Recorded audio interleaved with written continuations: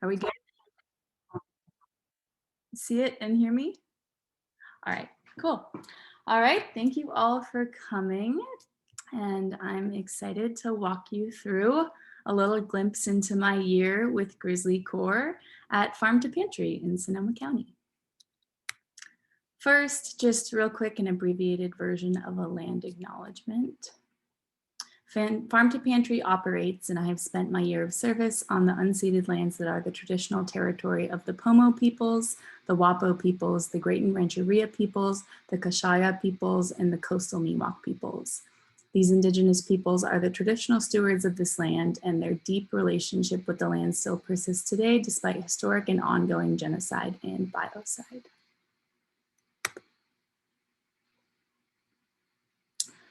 So just looking at Sonoma County from a broad perspective, I feel like most of you probably have the same idea of Sonoma County, but when you Google Sonoma County, pretty much all you get is these vast, beautiful vineyards over rolling hills and like fancy bottles of wine and food, maybe a few hiking trails thrown in there or the beach.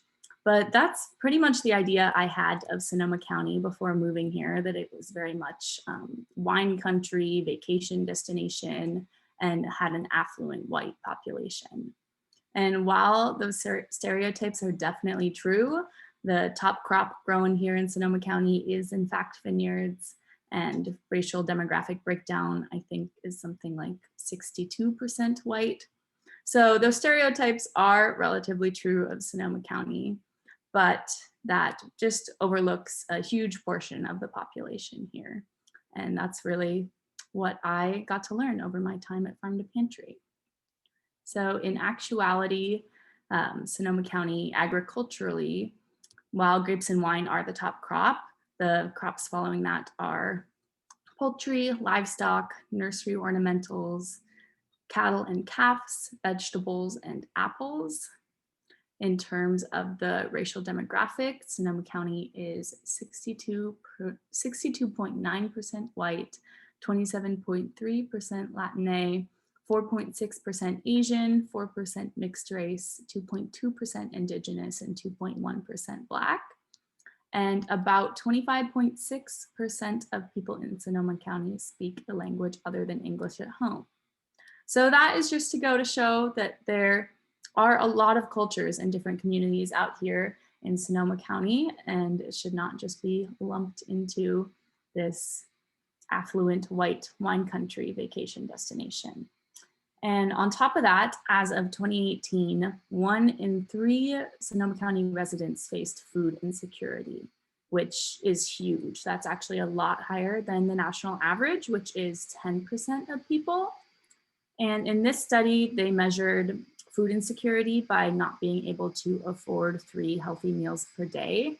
So I'm not sure if that measurement maybe is a little bit different than what they did for the national study. But regardless, 1 in 3 people is a huge amount to be facing food insecurity. And that really goes to show the huge gap in Sonoma County between these affluent landowners and a large portion of the population that should be acknowledged and celebrated and needs to have their needs met. A little background on me. I grew up in Sacramento, California.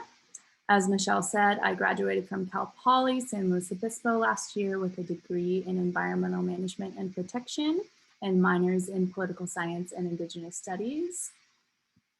Excuse me. I worked on the student farm in college, which is where I spent a lot of my time and met the majority of my friends. And I just fell in love with regenerative agriculture and its ability to produce healthy food and heal communities while simultaneously healing soil and helping the environment. I ended up working on another farm too, so I spent a lot of my time in college on farms. And in the summer of 2020, when the Black Lives Matter movement was really picking up in San Luis Obispo, a number of smaller activism groups popped up that were fighting for racial equity and mutual aid within food systems. And I got pretty involved in 2 of those groups, one of which we would cook meals grown from the food at the farm and distribute it to the houseless community, also getting to know the houseless folks pretty well on an individual level. And another group that harvested food from people's backyard gardens around Slow, which now that I think about it was pretty much a form of gleaning, and then redistributed that food to the families of farm workers. So in college, I really had my two passions by the time I graduated college, my two passions were regenerative agriculture and fighting for equity in the food system. And that's how I ended up with GrizzlyCorps and at Farm to Pantry.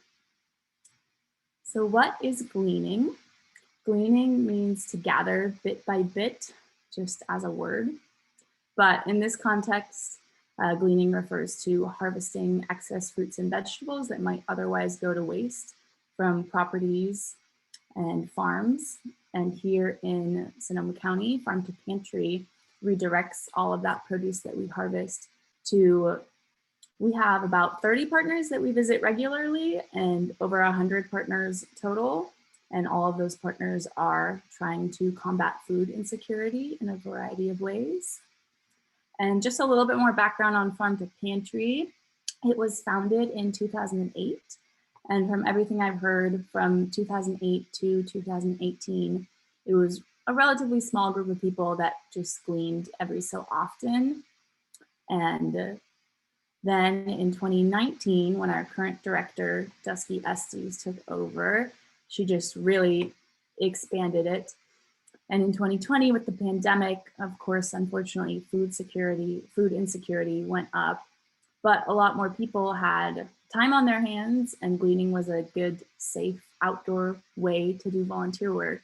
So during the pandemic, Farm to Pantry really expanded and has just been growing ever since then. And in 2021, Farm to Pantry rescued over 350,000 pounds of produce. And since 2008, Farm to Pantry has delivered over 4 million servings, which is 1 million pounds of fruits and vegetables to food insecure community members.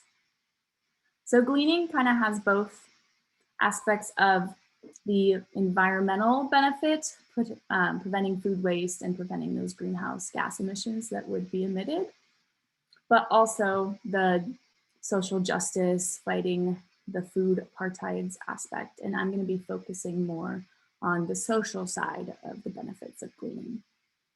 And our recipient sites at Farm to Pantry include really a variety of things, but nonprofit kitchens, houseless shelters, low-income apartment complexes, food pantries and food distribution spots, schools, and more.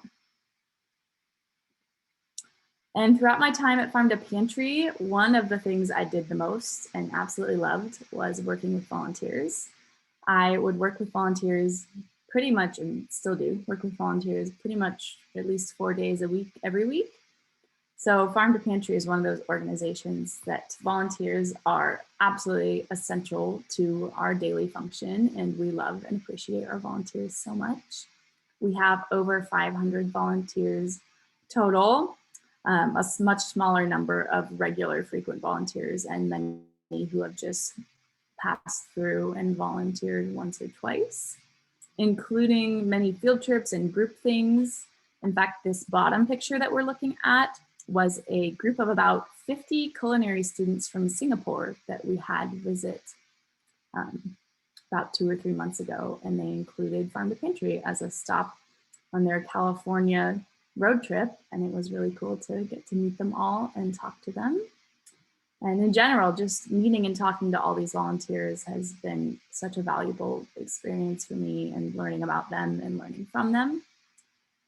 And I've also had a fair bit of volunteer management experience over this year. Just a few top volunteer management things that I would say I'm taking away from this are, in terms of volunteer retainment and getting your volunteers to continue volunteering and come back, it's important to understand why they're volunteering, if they care about the environmental benefit or the social justice side of where the food is going, or maybe they just have a connection to Farm to Pantry, or it's a form of socialization for them. And understanding why they're there is really key to helping get them to come back. Also appreciating them. We have shirts and farm to pantry merch that we give away. You can also always keep produce gleaned. We want people to enjoy some of the food that they've picked and take it home to their friends and family. And fun things like volunteer parties. And another one of my main takeaways from all the volunteer work throughout this year, I would say, is to not be afraid to be clear with directions and rules, especially for safety. For example, we have a no volunteers on a ladder rule that had to be made after we've had a few injuries. And for me, I don't think being like strong and authoritative has been a strong suit of mine particularly, especially when I'm 23 and most of the volunteers are much more adult than myself. But I've learned throughout the year that, not that the volunteers are hard to work with or corral or anything, but it's just important to be clear with my directions and guidance with volunteers. Okay, so outside of gleaning, Farm to Pantry has been working with the community and strengthening our relationships with our partners in a few different ways. One of which was volunteering with our partners to try to get to know them better and understand their operations from the inside. For example, a few months ago in the winter, we each did a volunteer shift with one of our partners, Ceres, which is this top picture, working in their kitchen. And Ceres is a kitchen that makes meals and distributes it to sick folks around Sonoma County. So just being in their kitchen and seeing all of the different things they have going on gave me a huge appreciation for what they do and helped me better understand how to provide food for them in the most effective way possible and be a better partner. Another partner site that I have become really close to personally is Bear Community Garden, which is a really awesome community garden that is just up the street from where I live in Roseland. And Roseland is the most diverse neighborhood in Santa Rosa, maybe in all of Sonoma County, I'm not sure. But it is over 50% Latine population. And Bear Community Garden has 101 plots each, worked by a different family or managed by a different family, I mean. And almost all of those families are immigrant families, mainly from Mexico and South America. So attending the work days there has been just a really amazing way to get to know those community members more. And I've become very close with Jonathan, their farm manager, who's in this picture here, pulling a tray of seedlings that I dropped off for him, and just really learned so much from him and gotten to learn a lot about the community directly surrounding where I live. And also that brings me to seedling and compost distribution as a way of interacting with the community outside of just delivering gleaned produce. Dropping off seedling and compost donations is a way to help give supplies to recipients for them to grow their own food and not just get the food that we drop off. And we also have done a variety of events. This bottom right-hand picture is us tabling at a vaccine clinic. And there we were just talking about Farm to Pantry and giving info and also giving away CSA boxes to people. And these tabling events are just a really cool way to converse with the recipients and get to know the community a little bit more and also meet potential new volunteers. And we often have people who are like, oh, I have 5 orange trees, like you should come glean with them. So it's a great way to make connections.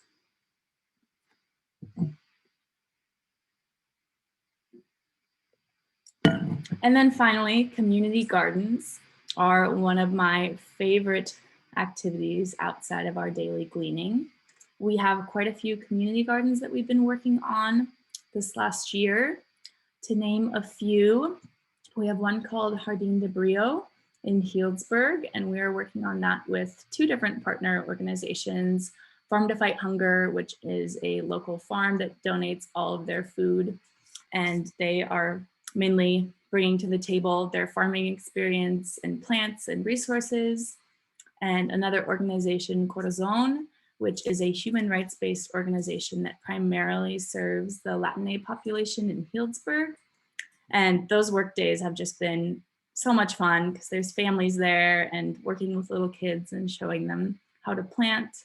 And they're finding all these little bugs in the soil, and just the wonder and awe on their face is so uplifting to see and be a part of that intergenerational gardening experience. And then getting to take home that food at the end of the day and cook with it is really just more special than just getting food dropped off, for sure. Another community garden is called Elle Village Garden. That's this picture on the right. And Elle Village is a recently opened, renovated hotel that got turned into a more permanent housing first living situation for shelterless folks. So that is a really cool project, and they have a garden there that we are collaborating on them with to grow some food. And our newest garden is called Comstock Garden. One of my coworkers connected us with the Petaluma Blacks for Community Development group, and they have come out to work on this garden with us, excuse me, along with many of their youth groups. So that is also a really cool intergenerational project that we just started. And we're really trying to give the high school kids the majority of the decision making and just get them really involved in that. And it will be a very cool educational opportunity. Additionally, we have our own garden plot, which is just a really neat way to have volunteers do something other than gleaning all the time. They can sign up to come work in the garden with us.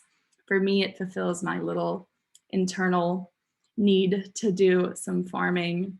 And it's a good way to control what we're growing. That way we can more specifically grow what we know our partners are interested in.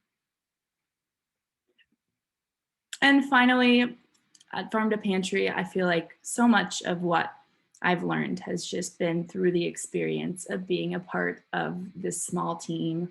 There's only 4 staff at Farm to Pantry, 6 including myself and our other AmeriCorps. So we have just been a part of this team at every weekly meeting, involved in all the decision making, really seeing the insides and out of running a nonprofit. And gleaning also has to come with a fair bit of flexibility. Like you can show up to a property and there's no fruit there, or there's 10 times more fruit than the property owner described. And you're scrambling to make sure all the fruit can find a home, and communicating with my coworkers to make sure that all the problems are solved and that everyone is on the same page. So really just being a part of that team has been such an amazing learning opportunity this year.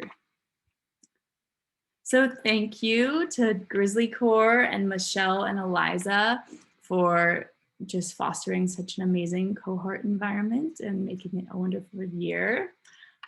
Shout out Josh for telling me about GrizzlyCorps.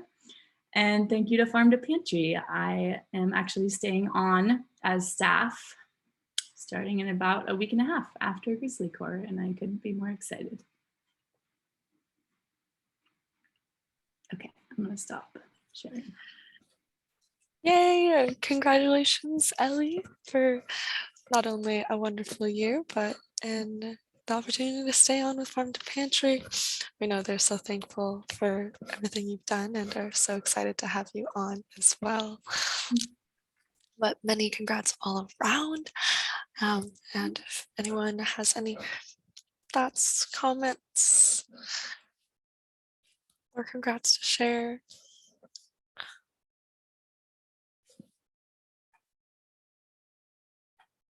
Yeah, it was such a great presentation, and seeing the depth of community connections you've made over the course of the year. And it's very clear how impactful that's been. But otherwise, yeah, we are so grateful for your time this year. And that actually, yeah, more thanks from people in the chat.